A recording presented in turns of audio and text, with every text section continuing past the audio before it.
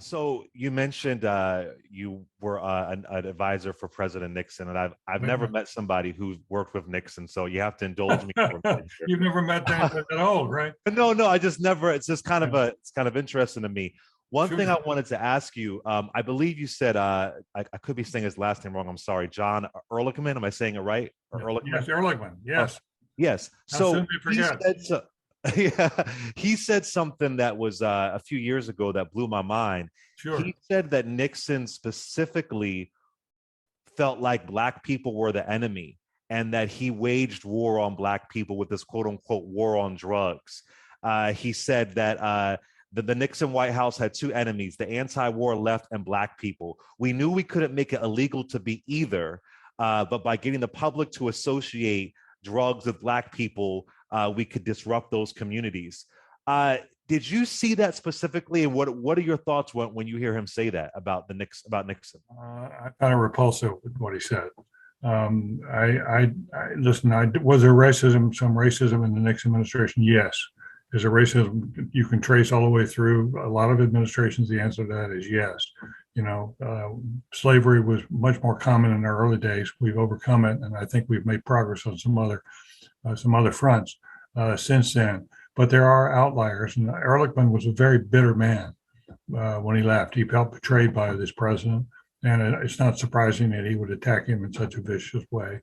But my own sense is that I would have a hard time arguing that Nixon was sympathetic to blacks, but you actually found more integration and more busing of students under Nixon than you did under other presidents. And he also was very, very active in setting up small business administration, essentially for people of color, to expanding that. So I think there were some things about it that, if you look at the record, it's really a more mixed record. I would also tell you that there were times when he said anti-Semitic things, and yet a number of his top advisors were Jewish, and they knew that. They did not think of him as an anti-Semite, but those were times 50 years ago when I think the whole country was more callous, and we were just coming out of Jim Crow, so there was a lot of that left over. And I grew up in the South, and I can tell you that we were, as children. I went to I lived on a dirt road, went to a segregated school, and we were told, I was instructed, that that's the way blacks liked it. They wanted to live on the other side of town. They didn't want to live with whites.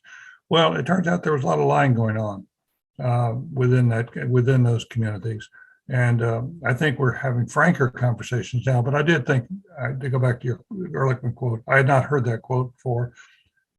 It's hard to believe he said it, but he was obviously wrong, and I think 95% of the people in this country would say that was a very vicious and inappropriate statement, and frankly not very factual. Where do you put Nixon? Because when I think of Nixon, what comes to mind, I'm a Black Studies major, is the Southern Sure. Strategy, is Operation Dixie. So when you think of that structure, that he also, with Barry Goldwater, of course, that he really, he did have a lot of black folks in the sub cabinet, I believe, No, but there was the Southern right about that. Strategy angle. You're right about that, Clay. He didn't have a lot of, but frankly, neither did his predecessor, nor his successor, have a lot of black folk. There are a lot more sinners than just in the Nixon administration, on both sides. But I can tell you, I think it is legitimate to question his strategy coming out of the earlier 60s. Remember when the civil rights bills were passed, 64 and 65, milestone legislation. Yes. And Lyndon Johnson told Bill Moyers after he signed those bills that the South was going to turn Republican and would remain Republican the rest of his life. And there's no question that Nixon swerved over. Nixon, who sort of came out of the establishmentarian wing of the Republican Party, swung over to appeal to whites in the South. And in retrospect, I think a lot of that was racial, and it did rode the wave of backlash against the civil rights bills. Nixon rode that wave and helped to get him get elected in '68. But I would argue that during the time he was president, I thought there was less of this racism in the policies than what the Ehrlichman comments suggest. Mm. I got to ask you this. I keep Sure. hearing people say we are going back in time. Yes. We're going back to a time, the 1960s, even the 1950s. Yes.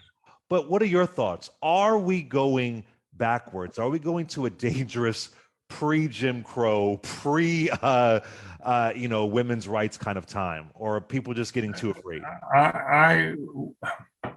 I think there are going to be elements, and I think of that we face in the next few years. My own judgment is the next 4 or 5 years are going to be very rough, no matter who gets elected to what. And the poison hasn't left the system. I see real prospects that it'll be very hard to govern. I think a lot of the progress that can be made will be made at the local level, state level, not in Washington. But I do think, and I think it's going to be a perilous time for our republic.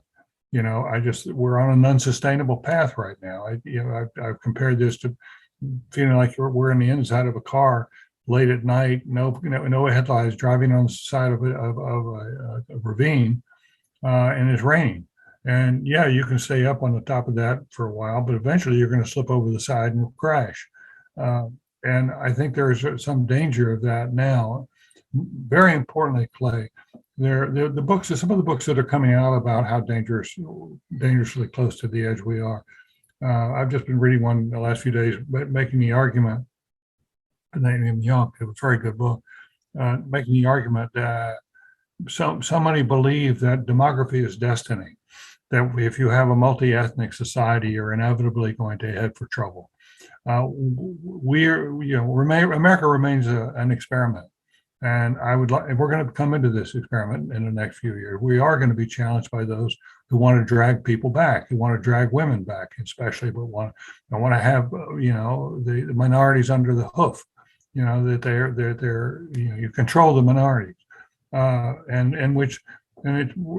It is worth understanding that there has never been, if you look at the book on How Democracies Die, by Ziblatt and Levitsky, they make the strong argument there has never been a multiracial society in which there are a majority of minorities. There's no majority. There's no big majority. Instead, there are a group of minorities. And that's where we're heading demographically. There's never been a society like that has succeeded as a democracy. And that is something that's sort of sobering, and we have to come to grips with before it's too late. We have to learn how to live with each other. We have to learn how to listen to each other. And we've got to make sure we come closer to giving everyone an equal shot at the starting line. We cannot continue with sort of this quiet, we'll pay a little bit of attention to it. We'll put a little bit of effort into it. But by the way, we're marching on. We're going to take all the riches and and so forth. We can't live in a society like that. And that's going to require a lot of changes. But I do think the next generation, younger generations, Clay, are not burdened by all the poison and by all the narratives and by all the lying that has gone on in the last few years. They really want to clean up the act. And that's what I respect about them. They're really trying to clean up our politics and make these trusted institutions and to find our Zelenskys. Where are the people who are going to be the young emerging people who can be heroic figures? And others will follow. I had that sense when John Kennedy came into office. I was, just growing up in that time, but there was something exciting about that. We need some more excitement and positivity about where the hell we're going.